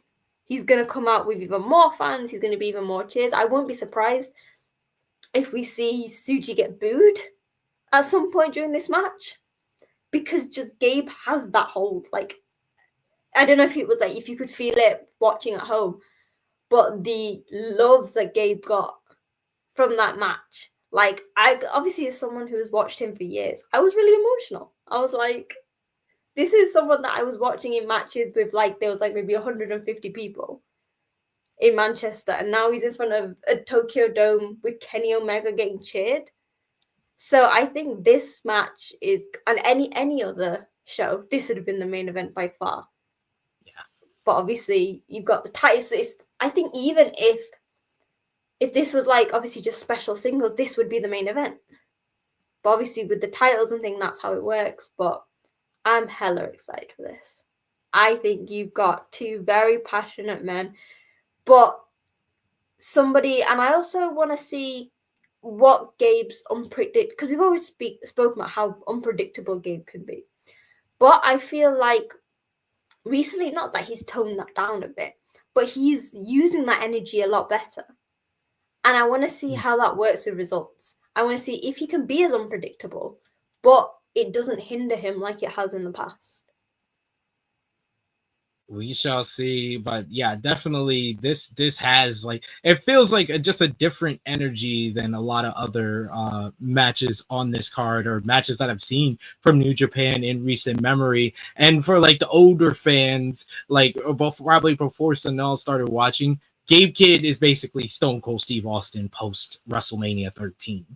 For New Japan fans that are nowadays, he's Kenny Omega post Wrestle Kingdom 11. Like, he's the hottest guy in the company, and he just took a loss at the Tokyo Dome, but in that loss put on like a star-making performance that has made him a certified made man in Japan. So he's good after this win, lose, or draw coming out of this matchup. He's still going to be good, but he can really kind of put Suji's global heavyweight championship run on a right path, starting off here with a great matchup here. So I got Suji picking up the victory here, but Gabe Kidd, man, he started off this year looking like a Wrestler of the Year candidate. Between Wrestle Kingdom with Kenny Omega, between all the work in the build up to this match, the 30-minute brawl with Tomohiro Ishii at Battle in the Valley, and then they got an Iron Man match coming up at Windy City Riot. He's had a hell of a start to 2025. J-News, what about you? Who you got? Kidd versus Suji. Yeah, this match is it's a big deal for this generation. This just generation of young lions and the guys who are now at the creeping their way or in the top of the card, right? Or the secondary guys or whatever you want to call them. The only thing that came to mind when I saw or when listening to Sonal like talk about her breakdown was things that they used to do in their matches as young lions. Like, the one-upsmanship is one thing, but they would, when they were given the opportunity to like show off like new moves that they were learning in the dojo, they would do them on each other and whatnot. So like from a match expectation standpoint, I'm thinking we're gonna see stuff out of the both of them that we don't usually get to see, and that excites me. Right, because it'll be something new for the fans, just in general, and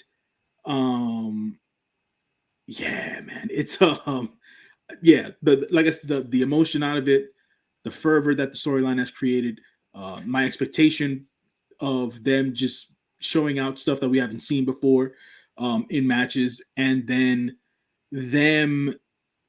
I think there's a sense between the two of them where they want to make this match, even though it's a semi-main event, they want to make this match the match to remember from this event, right? Yeah. They're treating this as they're the real main event. You know what I'm saying? So, and knowing that just because of how they've always constructed their matches and their genuine respect for one another and things of that nature, this is my most anticipated match of this show.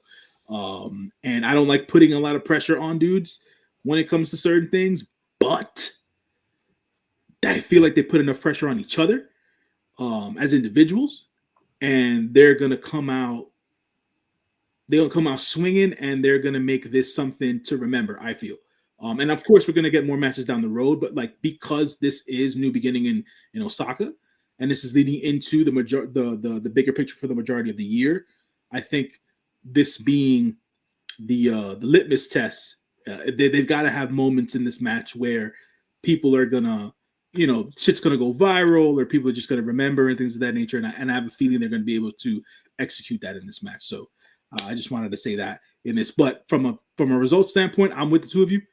Suji retains here.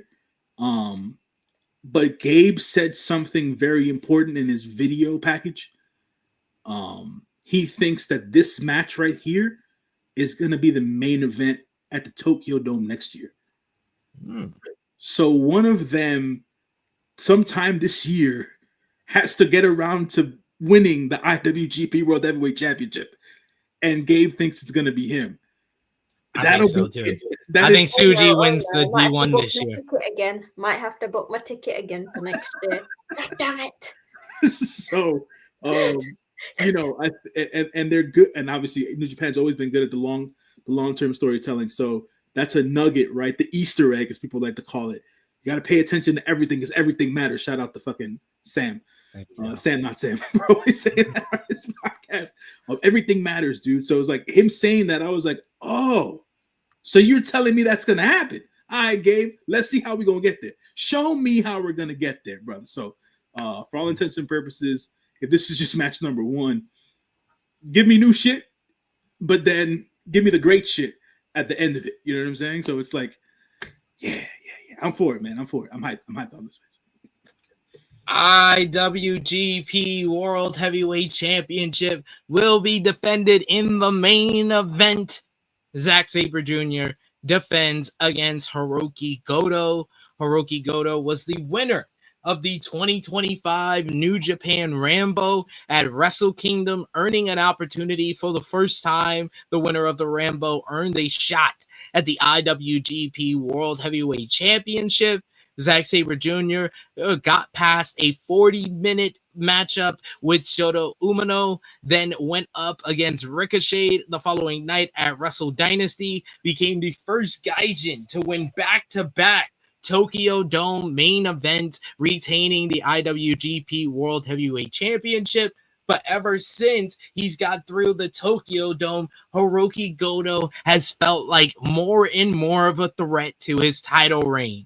Hirooki Goto fighting with the inspiration of his father who passed away, and the anniversary of his passing 1 year to the day will be this matchup at the New Beginning, with Hirooki Goto dedicating a potential win to his father.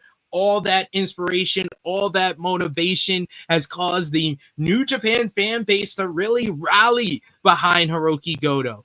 This New Beginning show, on the back of Hirooki Goto being announced for the main event, doubled the ticket sales of last year's The New Beginning. The fans have been rallying behind him on the Road 2 shows. It really feels like Hirooki Goto is the biggest threat to Zack Sabre Jr.'s title reign that started at King of Pro Wrestling last October.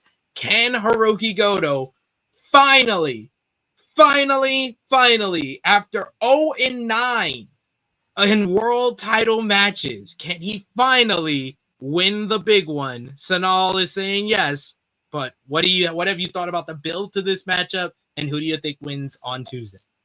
I loved it. You guys know I'm a massive Hirooki Goto fan, and I like that it was like a very, because obviously Goto has been doing the Bishamon thing for a long time, and obviously he had a standout G1. We spoke on his banger against Takeshita, still one of my favorite matches of 2024.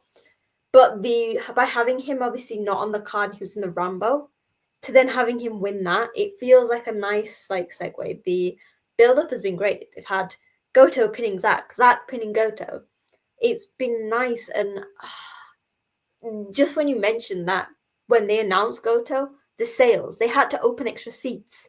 It was extra sold out. Like, for anyone saying that Hirooki Goto doesn't matter in 2025, there's your proof that he does. And I like to have a bit of hope, because I think the main thing for Zack was get past Wrestle Kingdom, break that curse of Gaikokujins, and he did that. And now I feel that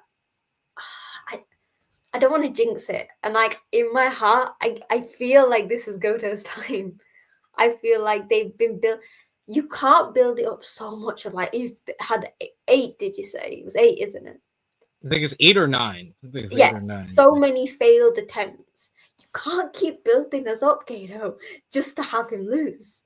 And I feel like Goto's not getting any younger. He's in his 40 late. I mean, I say this, Goto is still in phenomenal shape.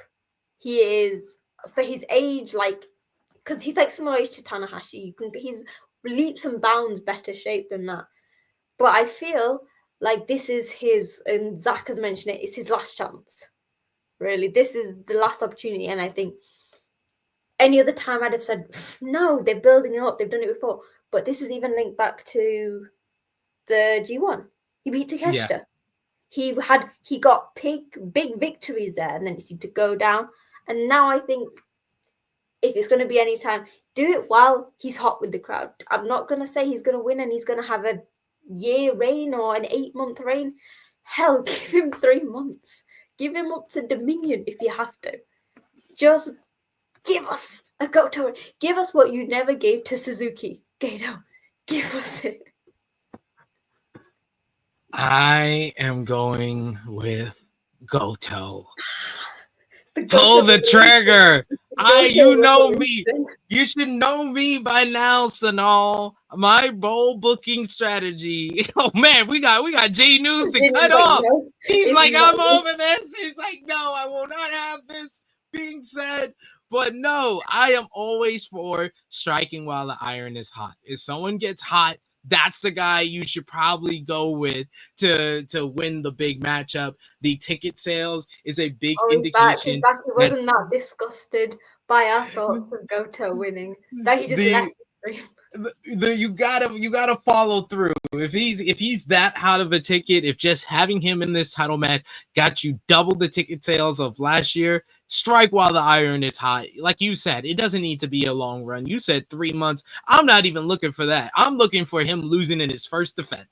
But he needs to win. He needs to win. But we can't make the same mistake that we did with Sanada. I wanted Sanada to win. I did not want Sanada to hold the title for 9 months. I wanted Sanada to just win, and then he can lose at any point. But with Goto, I think it's more, we can have the reign that he's supposed to have, but just he needs this win. I also kind of think Zack's reign is at the perfect place to end it. Do you know what I mean? He won it September. We're in like February. October. Yeah. October, sorry. We're about 5 months, and I think that's fine for his first reign. He's done the benchmarks that he wanted. So he was in the World Tag League. Then he main evented not once but twice and won twice. So I'm not saying, I'm a huge Zack fan, but I think let's leave it here because then we might have an issue where it becomes a Sanada. Give it to Goto just as like a little break. Hell, if you want, give it Zack back again before the G1 if you want it. But just give us a nice little break in the middle, and Goto would be that perfect break. It's true. J-News, it's on you. Who you got, Goto or ZSJ? I don't know, man. You can join us. You can join me in SP3. Join the revolution. It's been an interesting, just thing to see with how the fans are reacting to Goto and how he's getting all this babyface love. And it's not like Zack's being like he's drawing ire from the fans or whatever the case is. You know what I'm saying? So it's not to that particular extent, but like, if we're going for Goto for the win here, this is the Lifetime Achievement Award at the end of the day, right? So, and he's deserving of it, man. He's put in the work, and he's been up and down the roads, and he's like I stated at the beginning of the stream, like he's one of the more underrated and innovative wrestlers that New Japan has had in the last 15 years. And, I'm sure this is going to be a banger of a match. and we'll see how it all breaks down. It'll be quite the moment if he does win, Goto, that is. I just where do you go from there type deal, right? I'm always thinking he loses to the New Japan Cup winner. That's where we go. Fair enough. He's a really good candidate to be a good transitional champion to the next guy. Fair enough. Yeah, there's that part of it. So yeah, no, you know what? I'll join the party here. I'll go with Goto for the win, for the moment of it all, for the lifetime achievement of it all. And I also agree with Sonal. Like I feel like Zack's title reign, he did what he wanted to do with it, and it's solid. There hasn't been any negative of it from my standpoint, and I think having Goto take the championship off of Zack is a good idea. It's definitely a good idea. So yeah, there's that of it. So yeah, those are the predictions. That is the preview for NJPW, the New Beginning in Osaka 2025. Want to thank J-News and Sonal for joining us today for the preview. Sonal, the floor is yours. Let everybody know where they can follow you on social media, what you got going on over on your channel, or anything else you want to plug. Yeah, so obviously I'm back. It's 2025. I'm going to be back on True Heat a lot. So to make sure you know when I'm on, follow me on social media at wrestling_chat. Obviously, subscribe to me on Sonal's Live. I know it's like a month since Wrestle Kingdom, but remember I had my reviews for both those shows straight after I posted a vlog of basically my goings around Japan. And I recently did a video on the future of New Japan. So make sure to subscribe because we've got New Beginnings coming up, then Fantastica Mania, then New Japan Cup and all the US shows. And I will be there with reviews and everything. Yeah, so just make sure to subscribe. I mean, I'm not going to be in Japan every week, so it's not going to be that exciting. But I'm still going to be here with the New Japan content. There you go. Go over and check out Sonal. She's doing great stuff over there, as well as J-News over on his podcast. J-News, let everybody know where they can follow you. Yeah, man. Folks, check me out every Sunday. It is I and Dolores doing our Hit the Ropes podcast. This particular Sunday will be on at 1 p.m. Eastern Standard Time. Due to the big game, as they call it. She's doing a watch along for that. I'm not bothering to watch that because I got no dog in that race at the end of the day. So it is what it is. We'll be doing our review there for that. I believe next Tuesday is the 11th. So if anything, I can't speak for Sonal, but me and SP3 will be doing the review for the show. Probably that Wednesday or Thursday, depending as to how SP3's schedule turns out.